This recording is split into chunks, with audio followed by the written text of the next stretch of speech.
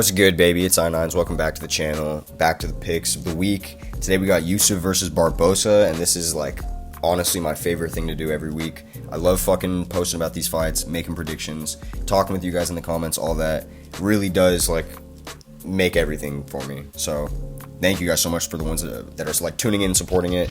But anyways, I went my worst card last week, 5-5. Genuinely the worst I've ever done. Got the main event pick wrong. It was all bad. Not mad at it in the slightest because Bobby Green got the fucking knockout, and I was saying in my video I want that to happen. But anyways, let's just move on to these fights. Ashley Yoder, Emily Ducote. I'm going with Emily Ducote because despite the fact that they're both on 2-fight losing streaks, despite the fact that they both lost to Angela Hill, Emily Ducote was on a pretty big win streak, especially for female MMA at a low level. She was on a really solid win streak, so I'm going to side with that just alone. And on top of that, Ashley Yoder just never looks impressive in any fight, in any area of the game, I feel like. And that's not just me being super critical, it's just the facts of it. Then we got Chris Gutierrez taking on Alatang Hailey. I don't know why this fight is so low on the card. Genuinely, this should be like the prelim headliner, if not on the main card. Chris Gutierrez is a super high level bantamweight, and he's been having a really bad string of luck lately with his fights getting pulled out, canceled, yada yada yada, the whole deal. But you know what? I'm going to have to side with Chris Gutierrez in this fight because despite the fact that I think it's going to be a striking matchup and both kind of even out on the ground, I feel like Chris Gutierrez is just way too slick on the feet. And Alatang had some problems with Casey Kenny on the feet, mixing in the grappling and whatnot. Chris Gutierrez is a bit better at doing both, I feel like. So I'm going to side with Chris Gutierrez. Next up, Irina Alexieva taking on Melissa Dixon. Fuck Irina Alexieva. I can't believe I fucking picked her earlier in the year. Again, one of those cases where an undefeated fighter comes into the UFC and loses their debut. And this could be the same thing because Melissa Dixon is also undefeated with the same fucking record that Irina had when I picked her, but I don't care. I'm siding with Melissa Dixon. I'm never picking Alexieva again unless she's fighting somebody that's blind and deaf and has like one leg or some shit. Fuck picking that girl. Next up the card, Terrence McKinney taking on Brandon Marotti. Sorry if I pronounced that wrong, dude. But he's 8-1, so this is going to be a good scrap to watch. The only thing is, man, Terrence McKinney just blows these unranked lightweights out of the fucking water. Anybody that's like around debut level in the UFC at lightweight is getting absolutely smoked. Sorry, I don't know what happened to my mic right there, but you get the point. Now, I will say, this man is durable. I've watched a couple of his combat zone fights. He's a good competitor. He's on a decent little win streak, I believe 3 right now, with two of them being finishes, 1 TKO, 1 sub, and then a split decision. But that's just, I don't know. I need to see way more from this man before I'm ever going to pick him against somebody like Terrence McKinney. I genuinely think if Terrence McKinney tightens certain things up in his game, he could be top 5 level for a long time. And he gets so much hate, and I really don't understand it. Moving on up the card, Tainara Lisboa taking on Ravina Oliveira. Ravina Oliveira has some decent power in her hands for a female fighter at bantamweight. Tainara Lisboa is just, I don't know. She fights like a dude. She has that killer instinct. That is a make or break in women's MMA. If you have that like testosterone fueled rage about you, I'm gonna trust you 9 times out of 10 in a women's MMA fight. So I am gonna side with Tainara Lisboa. This could go either way just because Ravina Oliveira has some TKOs. She has that acclimate, but I just feel like Tainara, already coming into the UFC prior, is just going to have a little bit more confidence. She's going to be able to run through this girl on the ground, I feel like, especially. So I've got to side with Tainara Lisboa. Moving on up the card, Darren Elkins taking on TJ Brown. This is actually the prelim headliner because we only have like 11 fights on the card.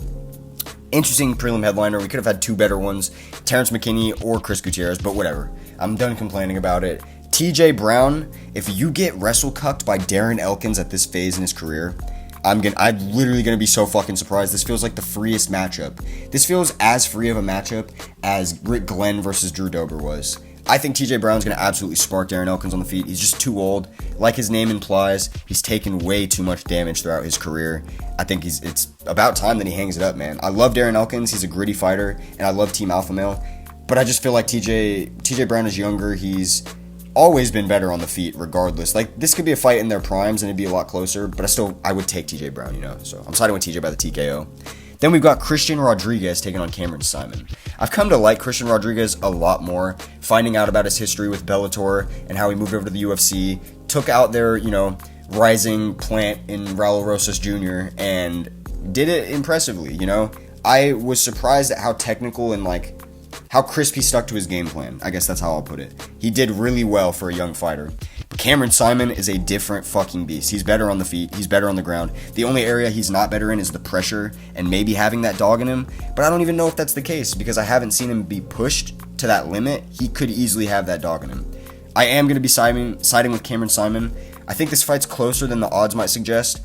But I would still I'd probably side with Cameron Simon by TKO. I feel like he's just going to be able to do way too much damage on the feet, especially being that it's a catch weight and they don't need to cut the extra 5. Andre Petrosky stepping up short notice to take on Michel Pereira at middleweight. This is a really good fight.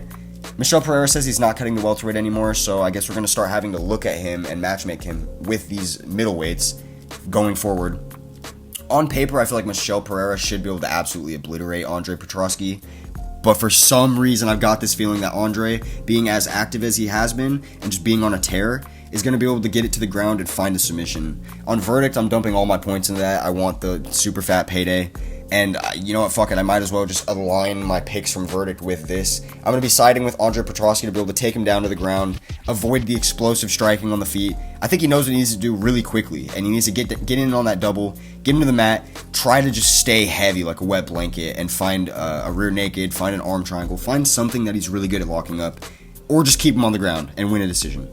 Then we got the feature fight of the night, John Martinez taking on Adrian Yanez. This is a fucking awesome fight. This is a really good feature fight. It should be the co-main event if we're being real. Adrian Yanez coming off his first loss in the UFC, I believe, and it was a bad one too, to Rob Font. And Jonathan Martinez coming off his best win in the UFC, a win over Said Nurmagomedov earlier this year, and I actually picked Said against him, so I'm glad that he was able to prove me wrong. He could do it again. He has the tools, he has the frame, he has the UFC acclimate. He's been in the cage a lot. But man, Adrian Yanez is a sharpshooter. And if they stay in the pocket boxing at all, I'm trusting Adrian Yanez to find the chin, rip to the body, find the chin again, and be able to put out Jonathan Martinez. And I'm confident in that to the point where I would actually say you should add it to your parlay or make a solo bet on it, whatever you want to do. But you should pick Adrian Yanez by like a second round TKO. He usually gets in there and makes these fights go quick. It feels out the first round, but it's still a good back and forth. And then the second round, he lands his big shots. Next up, Jennifer Maia taking on Viviane Araujo.